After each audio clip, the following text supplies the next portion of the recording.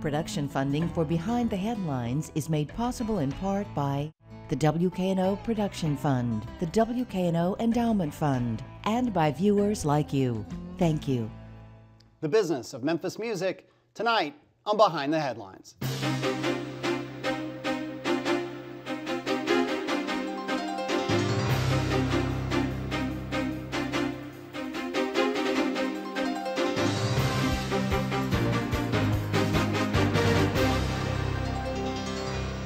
I'm Eric Barnes, publisher of the Memphis Daily News. Thanks for joining us. I'm joined tonight by Kevin Kern, Vice President, Memphis Convention and Visitors Bureau. Thanks for being here. Glad to be here. Pat Mitchell-Worley, founder of Fanfare CR. Thanks for being here. Megan Caroline is a local musician and many other things in the local Memphis music scene. Elizabeth Kawine is founder of Music Export Memphis. Thank you all for being here. Thanks. So I wanted to do a show for a while, and we've talked about it on things going on with Memphis music, and you and I got to talking somewhere. And so I think the easiest thing, because all of you wear many hats in terms of music in Memphis and the business of it and so on, and I'll just go around and let you kind of describe, and in part because this started with a conversation we had about Music Export Memphis, talk about your involvement and talk about what the organization is, and we'll do that with everybody. Sure. So Music Export Memphis is essentially an export office for Memphis music. It's modeled after the international export strategy. You see countries around the world that do this, that export their music and create opportunities for musicians.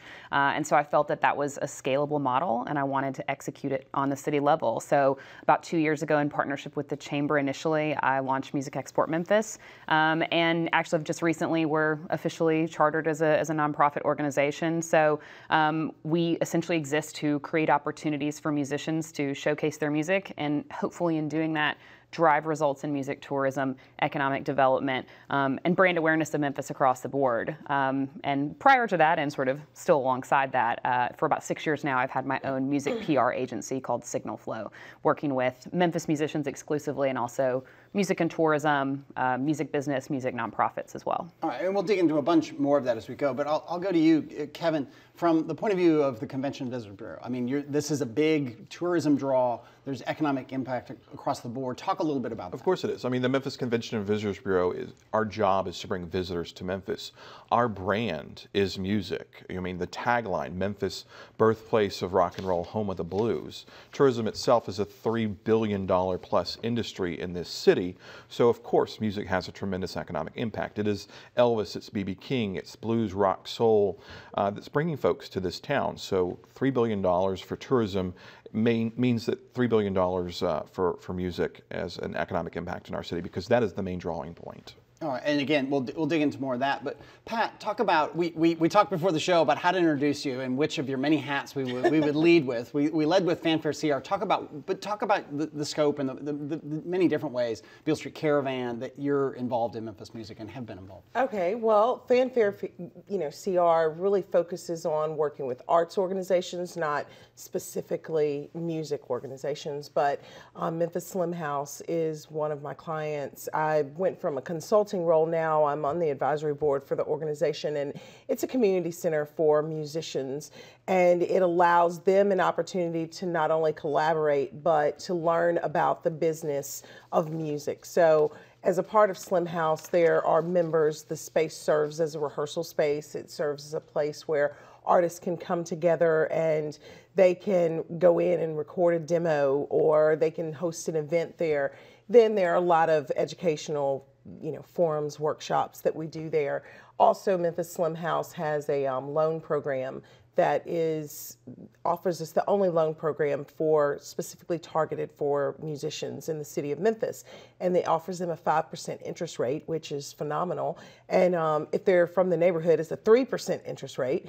And that allows artists to borrow money to help their career move forward. And it's up to $10,000. So it's really helpful for artists to be able to go out and get capital, because it's hard for them to walk into a bank and ask for a loan based on, just based on what, hey, here are my royalties. What does that mean?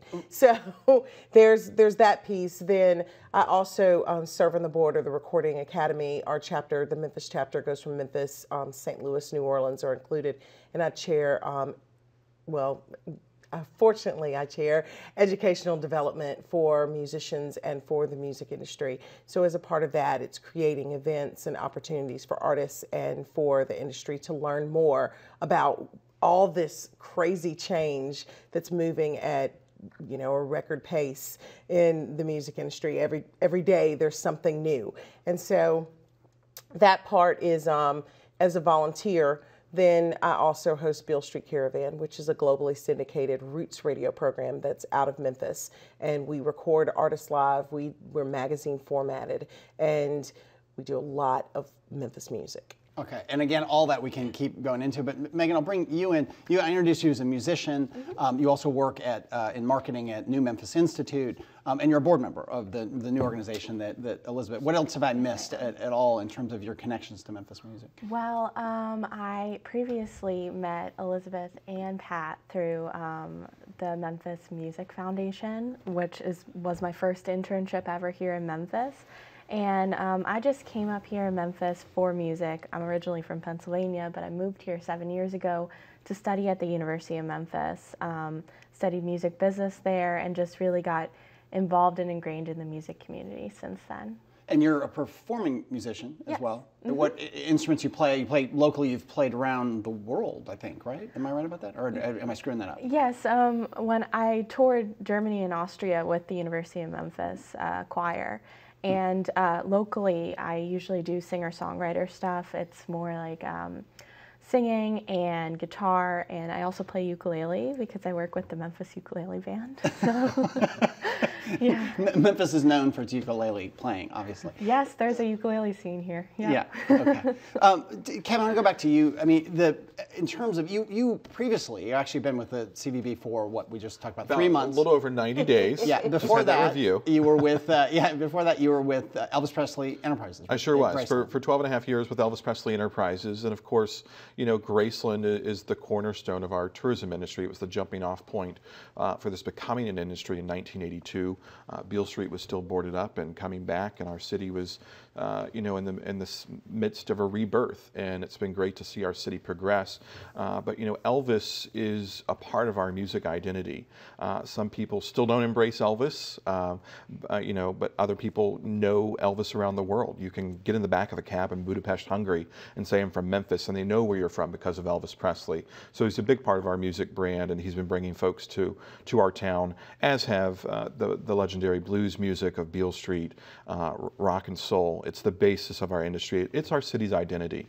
We have the FedExes and St. Jude's, but people come here for that music experience because we've got so much rich culture and history here, and it's rooted in our music. It is interesting. I mean, people lose sight of that. I mean, what you just said about Memphis in that name, and if you've traveled around and you say you're from Memphis, it has a kind of cachet. It has this sort of, that some people hear, and we talk a lot about the legitimate problems in Memphis on the show, with education or it's crime or whatever, issues that all cities in America have. But that negativity about Memphis, outside of Memphis, it is funny to get into a cab. It is funny to be in a restaurant and say you're from Memphis.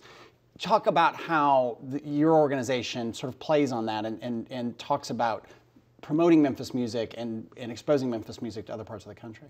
Yeah, and the world. I mean, actually, we just produced a songwriters exchange with Liverpool where we had two Liverpool artists who came together across 2 weekends of activity in both cities. And when we went to Liverpool and did our finale concert, I mean, the people that we met the entire time we were there, not just at that event, the appreciation that they have for Memphis music, and frankly, what I always love, the knowledge that they have of Memphis music is so deep as well.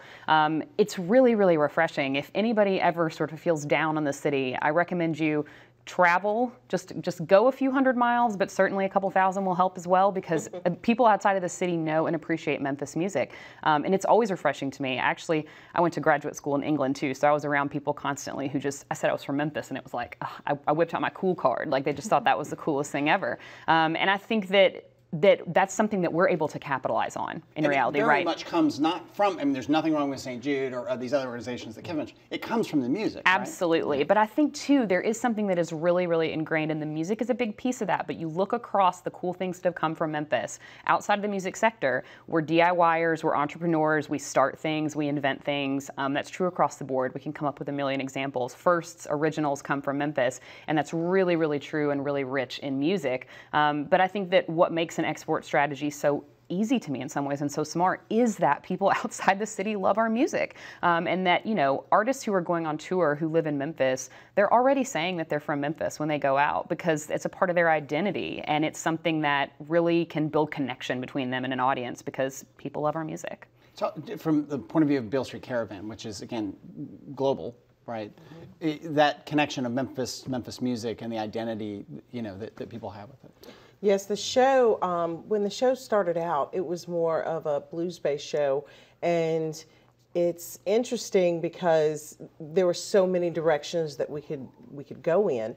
But now we've focused in because we recognize that there's so much talent here, and we really need to help them get out and let the world hear them. So it's funny when radio is this magic world where you don't know if anyone's listening as you put the show out there, and to have an artist from Memphis get feedback from Siberia or from Japan and New Zealand, Australia, or around the country, it's always really interesting that people latch on to that, and they have a response to it. There isn't it's like a love us or hate us kind of thing. We get something out of you. Memphis gets something out of you. Our music gets a reaction.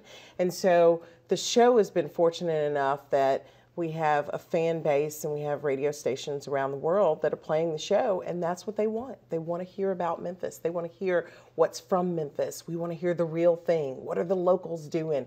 What do the locals listen to? And then, also when you're here, people are like, oh yeah, I just go see that band. There's a dime a dozen. Bands are everywhere. That's sort of the different reaction because we're so used to it. We're so spoiled by it. Right. And from your point of view, as a person who's probably the newest to Memphis, I mean, at this table, you came to University of Memphis.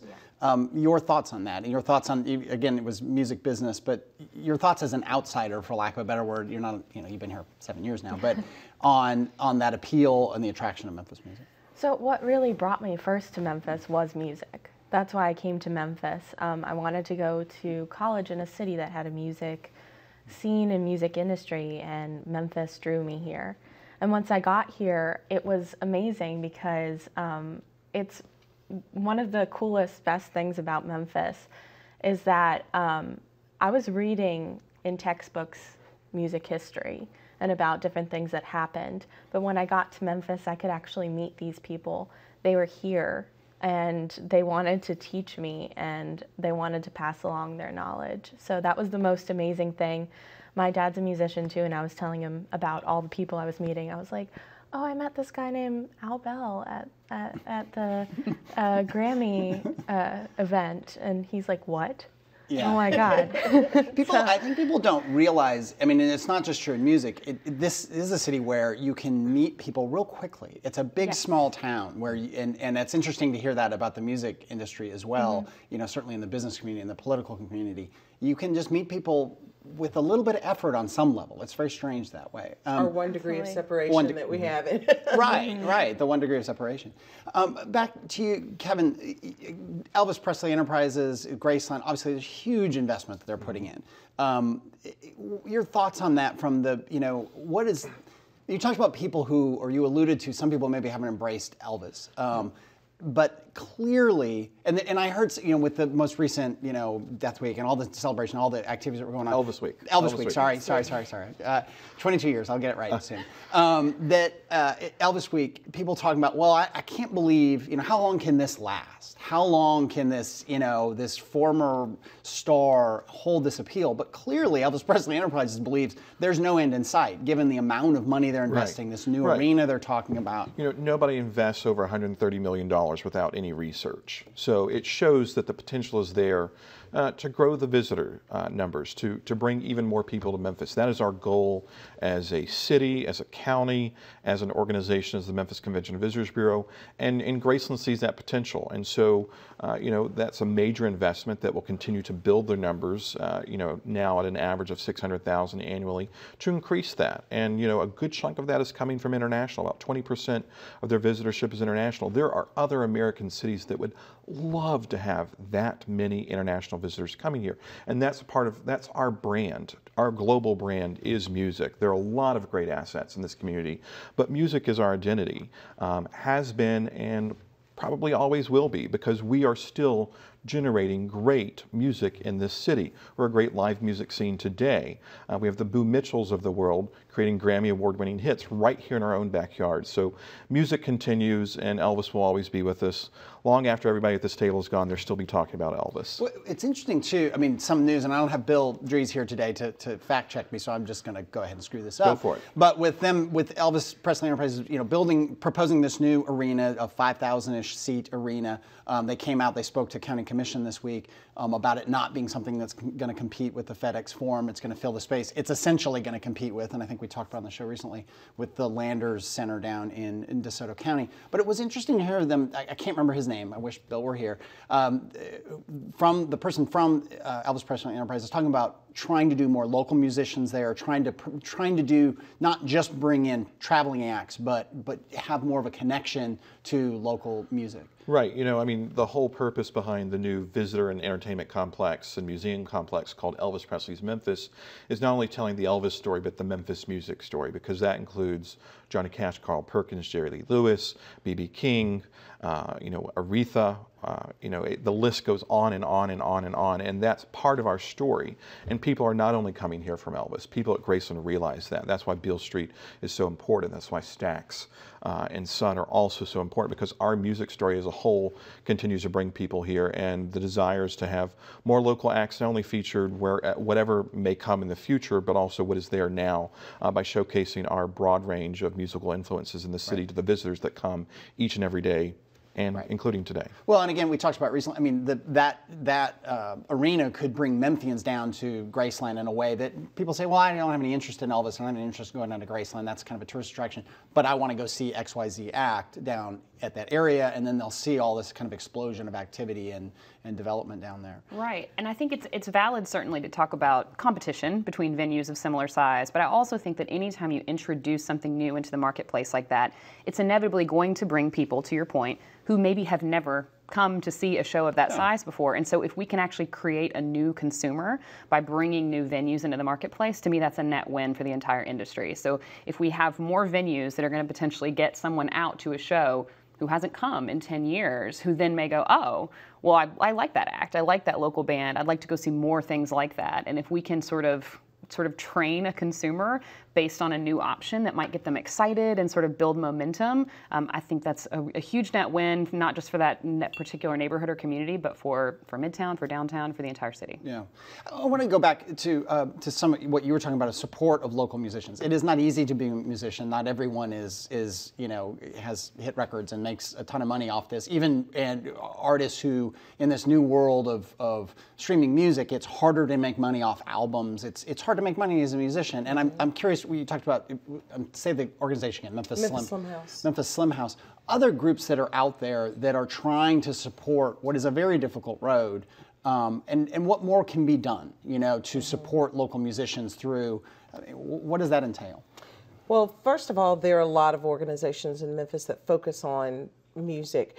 Just in the as far as nonprofits go, there are over 30 of them, you know, and that goes from the Memphis Symphony to the Memphis Songwriters Association. So between all of those organizations, they have different programs, you know, for the symphony, the opera, the large arts organizations. They're focusing on creating new work, and they're employing musicians. And then, some organizations help with the craft itself. Unfortunately for us, we don't have as many organizations that focus on the business of music, which is what a lot of artists here need. They can tell, they'll tell you that I can figure out my craft. I've got plenty of teachers around me. And so there's Memphis Slim House, there's the consortium, there is help through the Recording Academy, and then you've got a lot of programs that are working with youth, and those youth are learning, young people are learning the business more so than I say the current generation of musicians that are working across the city are. Through Stax, the Memphis Music Initiative, they're learning the business of music, and that's a piece that's been missing for the music industry, is just that general education. If you don't go to the University of Memphis and get a degree in music business, then how do you learn how the music industry works? And a lot of our musicians have done it through trial and error, and a lot of them have been able to go to places like Slim House, before that the Memphis Music Foundation, and learn a little bit about what's going on in the global economy as far as music goes. And the resources that exist for artists here, I wish we had more. In other cities in other cities you can go to an entertainment attorney, and if he likes your music, believes in your band, thinks that you're, I can do something with this artist, then he will put money and invest in you and help you make it over some of those hurdles. Or you may have a label that does that. You may have a publisher that does that. And since we don't have that strong foundation of infrastructure here, then artists have to figure it out themselves. Or they have people like Elizabeth and what the Export is doing, what Signal Flow is doing, that helps them sort of bridge that gap. How can I figure out how to do this? They've become a lot more savvy with crowdfunding and finding other ways to get income. But once again, the Memphis Slim, Slim's Front Loan is another piece that adds to that puzzle of putting money together to grow this entrepreneurial effort that you're doing every day. Right. That's how you make money. Yeah. Megan, your point of view as a musician, as somebody, like a lot of musicians, you have a day job. I'm sure you love your day job at New Memphis Institute, but for many artists of various types, we're talking about music today, they have to have a day job. What resources do you wish were out there in Memphis for the community of musicians? Well, I really appreciate what Elizabeth's doing right now, because that was something that was so needed in Memphis.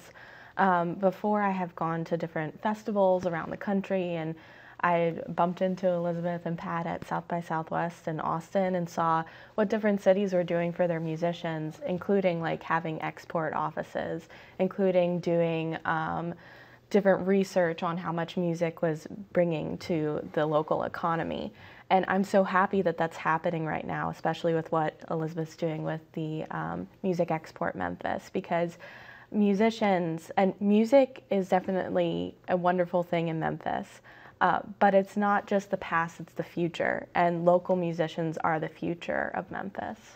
Talk about South by Southwest. What all you did, was that this past spring? Sure, yeah. In March of 2017, this year, we did a day party, very similar to what we've done at the Americana Festival in Nashville, and we'll be doing that again, actually, next weekend, coming up in September, we're doing that. So we try to cram as much Memphis into one day as we possibly can, and the centerpiece of it is a lineup of great music. So we brought 6 bands to Austin, and we presented a great event. We had a line around the door. We had more than 1,200 people there, representing 67 U.S. cities, 17 countries, just that we were able to survey.